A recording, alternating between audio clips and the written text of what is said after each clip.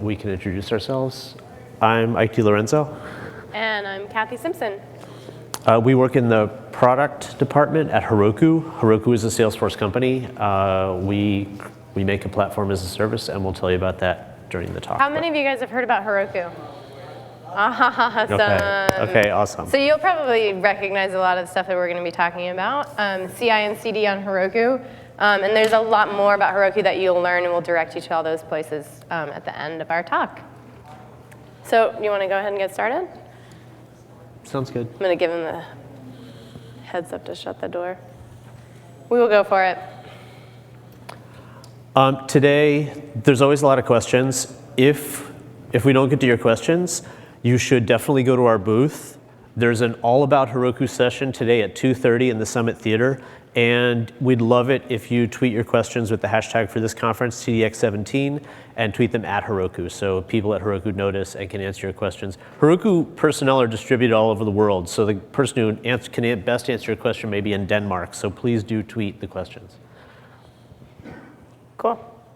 And as you guys all know, you might have seen something like this before. We are going to be talking about a lot of different concepts. Some of them are in the market today, and some of them maybe are planned to go in relatively soon. So as you make purchasing decisions, just please do so with what is in the market and available at the moment you decide to purchase. Okay, what is Heroku? You're making my job easier because you kind of know what Heroku is because you raised your hand, but I'll go through it. It is a PaaS. It is for app development, integration, and delivery. It's for all the things you do after your code is written. And that's often the most important part of the app. This is how you iterate. This is how you make the app better. All the things other than code. It's very much about team workflows. There's a thing called a Heroku team. Many of you may use Heroku teams. These team structures allow you to collaborate. You heard a bit about that this morning in the talks, in the keynote talks. And we'll cover some of the team workflows. It's also very much about trust during your delivery process. During CI, during CD, who can do what security do you have in place, and what naturally falls out of that is how do you meet corporate and other compliances while you're using Heroku. Above all, when we design this stuff, and we do a lot of the user experience design, our mission is to make it simple, very prescriptive, and very powerful. Meaning that if you're an enterprise, you can use it and do all the things you need to do for compliance and custom configurations. If you're an early stage startup and you're really concerned about getting to market, you can adopt some of these prescriptions and get there faster. All right, so we heard Sarah and Leah talk a lot about how apps are a team sport. Teams get together and work and build applications. So I don't know who this person is over on the right side of the screen, but she looks really lonely. Sitting there, she's not even using a computer. I don't know what she's doing, but she's coding an application by herself in a silo. And this is kind of, Ike and I like to think about this as kind of like the old way of doing things and of building applications. Kind of, how can you be expected to go into a room and by yourself and pop out with this amazing application and have one of those aha moments? That happens when teams of people get together and work on applications. And so this is something that we've really noticed at Heroku, and so we're trying to build workflows and build products around how teams collaborate together. Look how happy those people are. They're so excited. So teams of people getting together, we really want to double down on that so that we're enabling people to build better applications together. And with that comes with getting everyone on the same version control system. Yeah. And we heard this morning a lot about how it is a big deal that the version control system is a source of truth. First of all, how many people use Git in here as your version control system? And how many use some version control system? Maybe it's not Git. The version control system is also the source of workflow.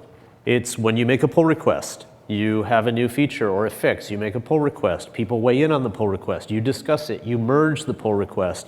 The stuff that you merge, you do integration testing on. So we recognize that a lot of the workflow is predicated on the version control system, and we don't want people to have to adopt some alien workflow that works against the way they're already doing version control.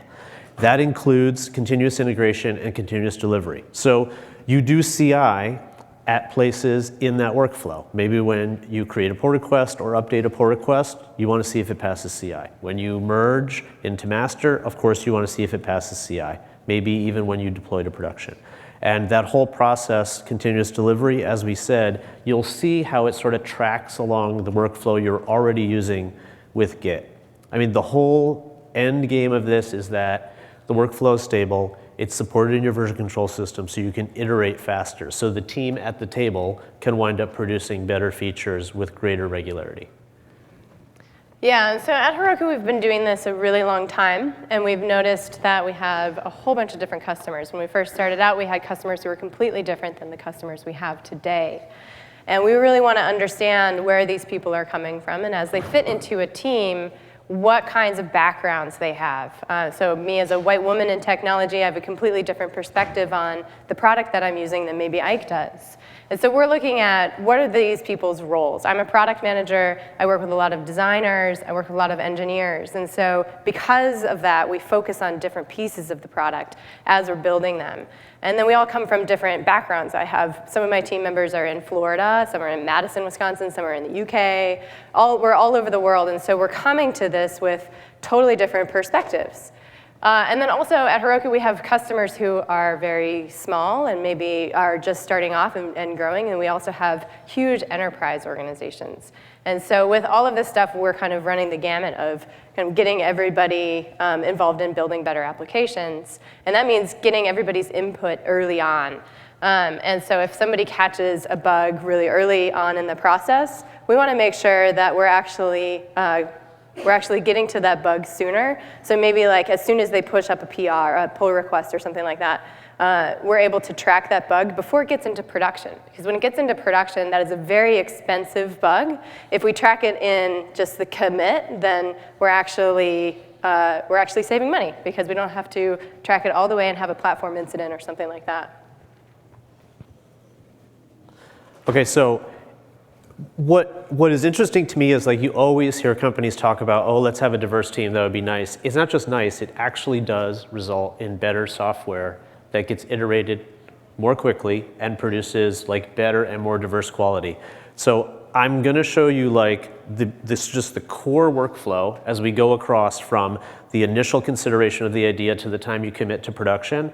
And I'll just briefly note where the people on your team fit into that process, and then we'll see the tool actually in a demo right after. So you start out, you have your source control base, you have like some version of the app that exists, and you're looking at master. And then you create a branch. It might be feature, it might be a fix, and you make some changes, and then the branch has some different version of the code in it. This is the point at which you create a pull request. We advise you create a pull request really early because the discussion can start early, and because we have this very magic thing called a review app. So presently, when you guys create pull requests, you discuss it among your engineering team, which may not be particularly diverse in terms of there may not be a designer, there may not be an executive on your engineering team, there may not be a product manager. What the review app allows is, this review app is an ephemeral environment. It's exactly matching your staging environment. We have all the add-ons, all the configuration that you need to run your code. And it's executable at the pull request level. So we actually build and compile the pull request and deploy it to this disposable app. By agreement with GitHub, when you're in GitHub, you'll actually see a line with a little Heroku symbol that invites you to click a URL and run your pull request. This is something you can't do without an environment like Heroku. And as Kathy described, when you have people with a URL to actually running code, you get more people participating at this very early stage in evaluating the fix. So all these people weigh in, they comment on GitHub. You probably update the pull request a few times, fixing it. And then everyone approves. The PM approves, the designer approves. Like, when's the last time you had your PM approve a pull request or an executive? And then you merge the pull request, or you merge the feature fix branch. So now you have, or you're back on master, and when that merge happens, we can automatically build and deploy it to your staging environment. The staging environment is configured to match your review apps, is configured to match your production environment. Here's where you do integration testing. You all talk about it. You decide that, yep, it's great. By the way, we assign a URL to this staging environment. And then you promote the compiled artifact to production. This is significant in that we do not rebuild for production. We just promote the compiled code that you already tested in staging to an identical environment. So as Kathy mentioned, you would have caught all those bugs in integration testing, and we're intentionally not introducing new bugs by having you rebuild for the production environment. Then it's in production, and then it's live, and you can start iterating again. All right, so we're going to show you, hopefully, in less than 10 minutes, how to do Heroku CI and CD. And we're going to do this live, which is always super safe, right? So Ike and I built this little demo application for the purposes of talking to you guys about CI and CD today, and it's called Intense Camping. It's intentionally not that glamorous. So what I'm going to do is make a small update, and we're going to show you in real time how this process that Ike just walked you through happens. Right. So we'll be using Heroku. These are the actual tools that you'll see in production. Okay, so this live demo, right?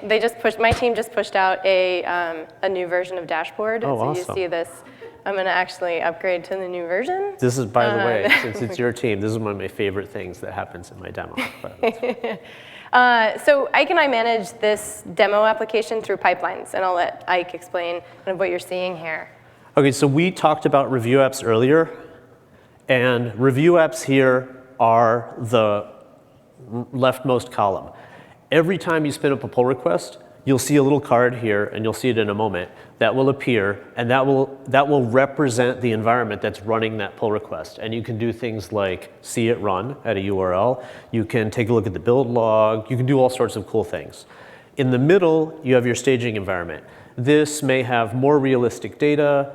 Maybe you've chosen to apply like a little more processing horsepower to the staging environment.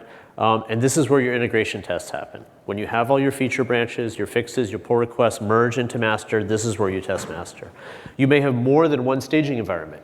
You might want to test different branches in a staging type environment. Different companies want to do different things. This is what we talked about in that we can be prescriptive and say it's very simple, you have a staging environment, or companies that have more complex needs can add additional environments. Same for production. When you promote to production, here we have one and only one app running in the world. You may have an app in Germany, you may have an app in Japan, you may have an app in a particularly like secure private space. All that stuff would appear in the rightmost column. And so you can visualize your whole deployment flow. You'll see in the top right, this is the repo that represents your code base. You could navigate there, click to GitHub, and you'll see that there's SHAs on here that represent the code that is deployed to that app. Yeah, and you'll see here that our staging application actually matches our production application. And what I'm showing you here is actually production. And if I wanted to see, just double check what's on staging, I can open that app up directly from the pipeline. And you can see that it actually does match. Yep. I'll comment too that all of this now communicates to Slack, and so you can have, every time you take an action, you can see the URLs populate the Slack room that corresponds to your group's project. So let's make a change. I'm going to make a change right here in GitHub, which I highly recommend you guys just make changes in GitHub all day long. Okay, so I'm going to go in and let's say something like our product manager said, you know, this is a company called Intense Camping. Let's make this first image that our customers see really intense. And so I'm going to go ahead and do that by upping the intensity here to intense and to 11. I'm going to then create propose my file change. What I'm doing here is creating a new branch, opening up a pull request. So I open up this pull request, And as you heard Ike say, we have a lot of integrations with GitHub. And so you can see here this little Heroku continuous integration is running, and we get a notification in GitHub that this is happening. So if I have a group of people on my team who I don't necessarily want to give them access to my Heroku pipeline because they may or may not have the right levels of permissions to operate production applications or things like that, they can stay within, but I do want them to actually commit code. They can stay within the GitHub interface, commit code, and then push up review apps and never ever touch Heroku pipelines if they don't need to. But they can still understand what is actually happening. It is going through an integration test, the review app is being created, and that review app is being deployed, and that all happens on the Heroku side. Yeah, and Heroku CI launched about a month ago to GA. Heroku integrates with the CI system you may presently use also, Travis, Circle, CodeShip, Jenkins. These are all great CI systems that also integrate with Heroku Flow. Yeah, so let's take a look at this pipeline. You can see here that the review app has already been created. That happened automatically. I didn't do that myself. And it's also running CI. And if you look down here, you'll see that one check failed. This is our continuous integration test failed. I don't really know why, but I can go in and I can see why that test failed directly from within the pipeline's interface. So that test is here, and it shows up, and I can scroll down and see what the output was. And the test that I'm running against is actually looking for a specific word. And so the word I changed was from camping to intense, and it wasn't looking for intense, and so it actually failed my integration test. Let's look at how that manifested inside the actual application. So Ike mentioned that these review apps are spinning up an ephemeral environment, an actual environment. So I can go in and I can open up that application and see what's going on. So that's a super scary bear, and it may be too intense for our customers. So no wonder it failed CI. We're going to go back and make another change to make it a little bit more chill. Like, this is fun, but it's also serious in that at this point, a product manager could actually go to this URL and say that bear is too much before it got to staging or production. Yeah, tone it down, guys. Bear's too scary. Okay, so I'm going to go back to GitHub, and I'm going to edit this same file, and I'm going to change this intensity now to chill. We need to chill out. And I'm going to commit this directly to the same branch. And what that is doing then is now it'll rebuild the review app, and we'll get to see what change I made. It's also running through CI. Yeah, and that review app URL remains the same. All your people on Slack will receive a notification that says, hey, the review app's been updated. How would you like to check again? So the PM, the designer, et cetera, can see the new version and see if it's any chiller. Is that right? Any chiller. Any more chill? Any more chill. And you can watch the build log happen. That's right. So it's still building. This is really interesting too. You'll notice that where we have these red X's is where the test is. It's actually signaling to you that the test is actually failing. Mm-hmm. And this is. It's interesting to think about everybody's different backgrounds, because one thing that we think about a lot when we go through user experience is people who may be colorblind. And what was interesting is this actually came up as an issue while we were designing this product. And so my boss came to me and said, that looks like a closed box. And I said, well, you're wrong. It doesn't look like a closed box because it's red. And at that point, I found out that my boss is colorblind, something I did not know. And that may be the reason that it indicated to him that it looks like you'd like to close it. So that's something that I think it just doesn't come up unless you have invited a broader team into the discussion. And so we made some modifications that I can tell you about. So let's open this up and check it out. Oh, that's so much more chill. We've got Cody the bear. He's actually reflected in the lake. That's easier. So we can say, now we can copy this URL. We can send it around to the company. We can send it to the product manager. We can send it all the way up to the CEO and say, hey, does this look okay? And then we get the thumbs up, and they say, yeah, let's go ahead and let's get this out to production for our customers. So then we go back into GitHub, and I come into the conversation, and I say, this looks great. Let's actually merge this. And it's going to then merge directly into staging. And I have my pipeline set up so that everything auto-deploys to staging. Yeah. You'll notice here the review app is gone. It's self-destroyed. It's not useful anymore that the pull request has been closed. Yeah, so now everything's building back on staging. And this might take a minute.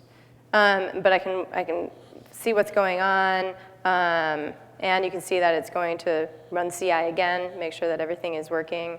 And in a minute, I should be able to go in and open this application and see that it actually did deploy to staging. Yeah. And for you guys who are working on teams, which is typical, at this stage, everybody who's merged a pull request since the last time you did integration testing, it'll all be here. So when you do this integration testing, it represents the current version of the app across maybe Cody swapping out for Terrifying Bear and maybe other changes. Then you can do your integration testing here. Yeah, so it looks like that application actually deployed. You can see the green check actually just did it just did pass. So it's signaling to me that the change that I made did go through CI. It did pass. Let's check it out just to double check. Yep, that's what I expected it to look like. And so now what I'm going to do is kind of more towards the final steps. I'm going to promote this to production so that my customers have access to it. So I click promote to production. It brings up a modal that tells me exactly what is happening. And I can even drill down and I can show the commits that were made. And you can see here that we went intensity to 11, then we chilled it out, et cetera, just to make sure that I know exactly what's going on before I hit promote. And then I click promote. And it happens almost instantly. Now this is available to our customers in production. So I am still amazed. Every time I see this, even though I'm working on this product, I'm still amazed by this part of the process. Because if you guys can remember to not that long ago when deploying code that was in staging to production is a huge ordeal. You had to identify the staging server. You had to make sure the configuration for the two environments matched. You have to figure out what version of code is in each environment and then somehow dig back to find the history of all the changes that are different in staging and reconcile that with Git, like Kathy just did that in like 5 seconds. And the other thing that I think is really powerful here is that I have permission to operate and deploy things to production. If I didn't, I would not see that button show up. Like I could maybe have permission to view the pipeline, but since maybe I'm not a DevOps person, I'm not a DevOps person, so maybe I shouldn't have permission to deploy to production. But I can base who has access to which applications and who can do certain things based on our permission system. So you can kind of lock things down at that level. Yep. So let's go ahead and just make sure that that actually deployed correctly. Yep, we've got chill camping. I think this was our old one over here. Yeah, so it's just deployed. Great. Yeah, and each cycle of changes is that easy. And I'll comment a little on the CI component in that for whatever languages you guys are using, Heroku has 6 supported languages, explicitly supported languages. Is that right? I'll ask our marketing department. Yes? For each of those, you can use Heroku CI in the way that you anticipate. Additionally, third-party build pack maintainers, such as the Elixir maintainer and others, are supporting Heroku CI for other languages. And that enables you to just have your ordinary tests in the usual place for that language and have them execute along this process by using Heroku CI. All right, I think we made it through our live demo without too many scars. So is it question time? It is question time. Okay, so we would love to take your questions. Let me just fast forward through all this. So you mentioned that you have integrations with Slack. Do you have anything in your pipeline, for Microsoft Teams? So HipChat, Microsoft Teams, we built the Slack integration in a way that we think is extensible to those, but we don't have a date for Microsoft Teams or the fine product HipChat yet. Just go ahead. It's on. So I got a couple of questions. So first of all, the branching you're creating, right? For every new request, you're creating a new feature branch, like we could create it. So what happens after you push it to the main line? Is it going to be automatically deleted, or you need someone else to delete it? Sorry, I missed the question. Okay. So all the feature branch which you're creating in Heroku, right? Basically in Git. So after you deploy to production, you're going to delete it automatically, or we need to do it manually? So what we recommend is that you create a pull request. And when you merge the pull request is destroyed. But you're correct. In some version control systems, like in some vendors of Git, like GitHub, the branch does stay around. We destroy the pull request because you've merged the branch. There's no point in retaining that temporary environment that you are paying a couple pennies like a month for. You could delete the branch if you wish. A lot of people like to, just for bookkeeping, or you could leave the branch around. So if you have a configuration or a custom configuration, during the promote process, how does one transform that configuration? Okay, I was too busy looking where you were. Sorry, I'm over here. So if you have a configuration file specifically for staging or dev or whatever, and then you're promoting, like how does one transform that configuration file?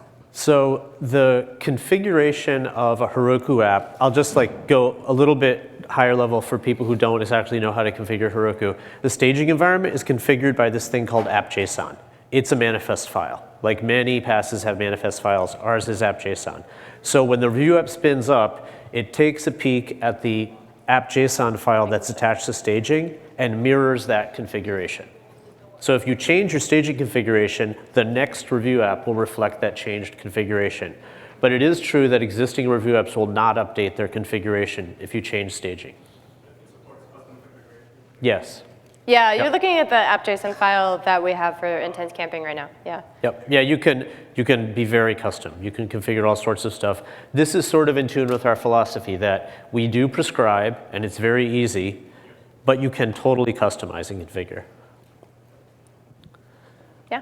Yes? So when you're, if your app utilizes like RabbitMQ or Redis, and your review app spins up from your branch, does it create new provisions for those, or does it point to the staging one?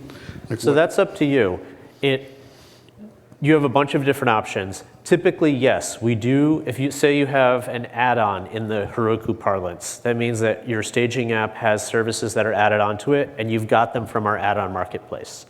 You know, say like a Redis vendor or Heroku Postgres. yeah, or email, something Heroku like that. Connect and all that. We will spin up a new instance to the review app and then destroy it. The reason that we do this is some people don't want the test trampling on their staging database. They want to make those tests confined to the review app. But there is a way you can custom configure it to point to the same instance if you do want that. So like for rollbar, some people want this because they want all their rollbar errors flowing into the same repository. And we've worked with rollbar. We're going to be rolling out a way to separate staging, review, and production errors in those reports. Okay. I kind of have two questions. So one of them is, does Salesforce kind of help you guys, or you guys work in conjunction with Salesforce for connecting Heroku pipelines to Salesforce or to GitHub? And then the second question that I have is, are you guys using like the Salesforce CLI or something to spin up Scratch sandboxes? So do you want to take the CLI question? The answer is yes. Yeah. So a lot of what you saw this morning is very similar to what we just showed you. And that's not... The Heroku DX stuff is what you're talking about? No. Yeah, it's not by accident. It was the a lot Salesforce inspired by some of this long-time Heroku stuff. The CLI that you saw this morning is a flavor of the Heroku CLI. So those are developed synchronously. So you'll have a very similar experience. And we work closely with the Salesforce DX team to find ways to better integrate pipelines and Salesforce DX. That's a work in progress, but we have like some really interesting stuff that we've done, and that was demoed. We did demo some of those directions at the last Dreamforce, if you remember some of the presentations there. But you could look forward to more collaboration between like our CI/CD and the Salesforce DX stuff you saw, beyond like Heroku Connect and other stuff that you already know about.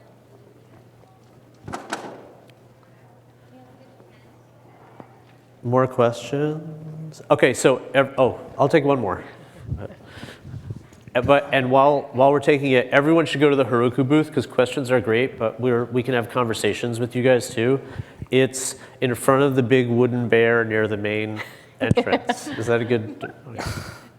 So for the review, right? I mean, once you're done with the development, you'll pass it on the URL. You'll pass it on to some business user to test it. So my question is, how about Salesforce? Like for Salesforce, you're developing and you have a feature branches, and you're done with the development. How will you pass the new URL? Because we have an instance, right? So in this, what you saw today applies to development for Heroku apps. Yeah. And this morning, if you missed the keynote this morning, I would definitely watch that because they show how for Salesforce Scratch orgs, there's a very, very similar process that allows you to create, test in Scratch orgs, and then destroy them. Or there's also the Salesforce DX booth that's very nearby the Heroku one. I would recommend going there and talking with. Yeah, it's next to us. Talking with one of them. Yeah. Yeah, thanks. Thank you. Thank you very, All right, very much, thanks, everybody. everybody. It was a pleasure.